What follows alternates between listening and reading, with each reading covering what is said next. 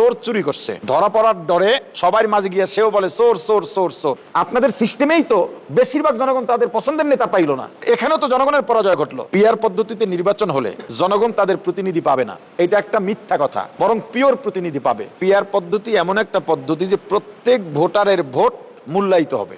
অনেকে বলার চেষ্টা করতেছে এটা ভারতের শখ, রয়ের এজেন্ট যারা তারা পিআর চায়।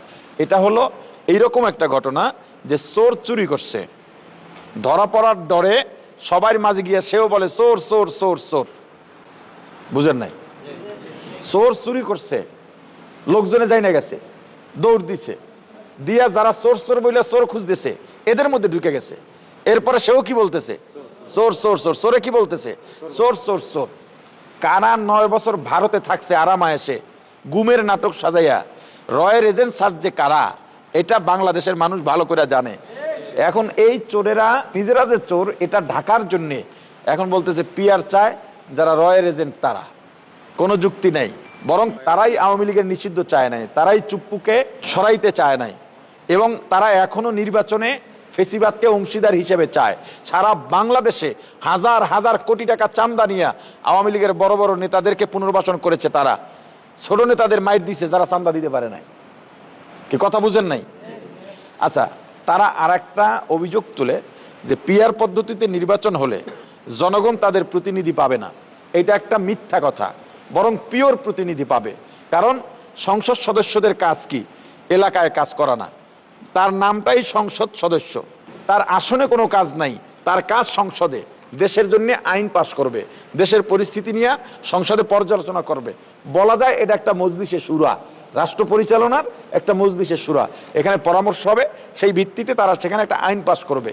স্থানীয়ভাবে যদি জনগণের রায় মূল্যায়িত করতেই চায়, তারা যেটা বলে যে জনগণ যে পছন্দ মতো নেতা বানাবে সেটা থাকে না। এবার আসেন একটা হিসাব দিয়ে আপনাদেরকে। বর্তমান পদ্ধতিতে মনে করেন আপনার আসনে 1 লাখ ভোট, প্রার্থী দাঁড়াইছে 6 জন বা 5 জন, 5 জন প্রার্থী দাঁড়াইলে 2 জনে পাইছে 25 করে, কত হয়েছে? একজনে পাইছে 15, কত হয়েছে? 65। আর একজনে পাইছে 35। এমপিকে 35। এই এমপিকে ভোট দেয় নাই কত পার্সেন্টে? বেশিরভাগ মানুষ তাকে চায় না, এজন্য ভোট দেয় নাই। ঠিক? তাহলে জনগণের প্রতিনিধির কথা যে বলেন, জনগণ যে জনগণের প্রতিনিধি দরকার, তাহলে 65,000 জনগণ তো প্রতিনিধি পায় নাই আপনাদের সিস্টেমে। আপনাদের সিস্টেমে গিয়ে আপনারা যে বলেন যে আমাদের সিস্টেমটায় জনগণ তার নেতা নির্বাচন করতে পারে, আপনাদের সিস্টেমেই তো বেশিরভাগ জনগণ তাদের পছন্দের নেতা পাইল না। তো এখানেও তো জনগণের পরাজয় ঘটলো। যেহেতু আপনারা জনগণ করেন, জনগণ নিয়েই আপনারা বক্তব্য দেন, গণভোট দিয়ে দেন, জনগণ রায় দিক, তাতে ভয় পাচ্ছেন কেন? তারাও জানে যে জনগণ তাদেরকে এখন আর পছন্দ করে না। যদি পিআর পদ্ধতির নির্বাচন হয়, একজন ভোটারের ভোট অমূল্যায়িত হবে না, 1। 2 নাম্বার, নমিনেশন বাণিজ্য হবে না। 3 নাম্বার, নির্বাচনে যে কালো টাকার ছড়াছড়ি এটা হবে না। ফলে দুর্নীতি যেটা হয়, একজন এমপি যদি 5 কোটি টাকা খরচ করে, যেই বরাদ্দটা হয় তারটা আগে নিয়ে লয় না, শুধু কি নেয়, তারটা নেয়, রডের বদলে বাঁশ দিয়ে ব্রিজ বানায়। কি ঠিক না? তাহলে এই দুর্নীতি বন্ধ হবে এবং দেশের সকল জনগণের ভোটাধিকার মূল্যায়িত হবে, প্রয়োগ হবে। আপনার নমিনেশন বাণিজ্য, ঘুষ বাণিজ্য এগুলো বন্ধ হবে। এখন বলবেন তাহলে জনগণের সেবা করবে কারা? উপজেলা চেয়ারম্যান, পৌরসভা চেয়ারম্যান, ইউনিয়ন চেয়ারম্যান, ওয়ার্ডের member, city mayor, commissioner, councillor, এগুলো দিয়ে তারা তাদের পছন্দের নেতাকে সিলেক্ট করে নির্বাচিত করে তাদের মাধ্যমে কাজ হবে এবং সেবামূলক কাজ এরাই করে। এমপির এখানে কোনো কাজ নাই। আমি আপনাদের কাছে দাওয়াত রেখে গেলাম পীর সাহেব চরমনাইয়ের পক্ষ থেকে যে আমরা পিআর পদ্ধতিতে নির্বাচন চাই ইনশাআল্লাহ, এবং বাংলাদেশের সবাইকে আপনারা জানাই দেবেন, আপনাদের আত্মীয় স্বজন, যে সবাই যেন পিআরের পক্ষে রায় দেয়। পিআর হলে প্রবাস থেকেও আপনারা ভোট দিতে পারবেন, প্রবাসীদের ভোটেও তখন মূল্যায়ন হবে। সবচেয়ে বড় ব্যাপার, পিআর পদ্ধতি হলে সব দলের অংশগ্রহণে সরকার গঠন হবে। এখন এক দল এইটা চায় না, কারণ তারাও ফেসিবাদ সাজতে চায়, এককভাবে এই দেশকে শাসন করতে চায়।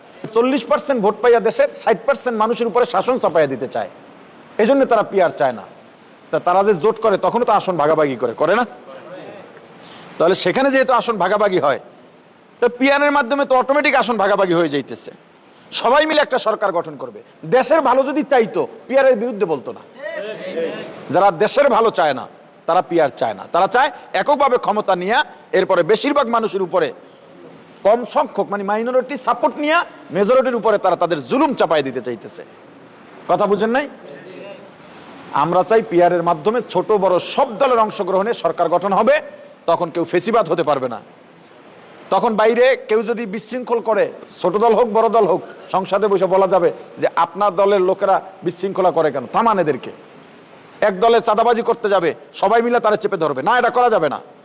একটা দায়বদ্ধতা চলে আসবে, একটা জবাবদিহিতা চলে আসবে। এই জন্য দাওয়াত রেখে গেলাম যে আমরা পিয়ার পদ্ধতিতে নির্বাচন চাই, সুন্দর একটা দেশ চাই। আমাদের দেশ যদি সুন্দর হয় প্রবাসীরাও ভালো থাকবে। বর্তমান সিস্টেমে প্রবাসীরা সবচেয়ে বেশি নির্যাতিত, প্রবাসীর টাকা দিয়ে বাংলাদেশ চলে, অথচ প্রবাসীরা এখনো এয়ারপোর্টে গেলে তাদের কত বিড়ম্বনা পোহাতে হয়। এই যে জুলুম, এই যে দুর্নীতি, চুরি ডাকাতি কোন সিস্টেমে করে? বর্তমান সিস্টেমের কারণে করে।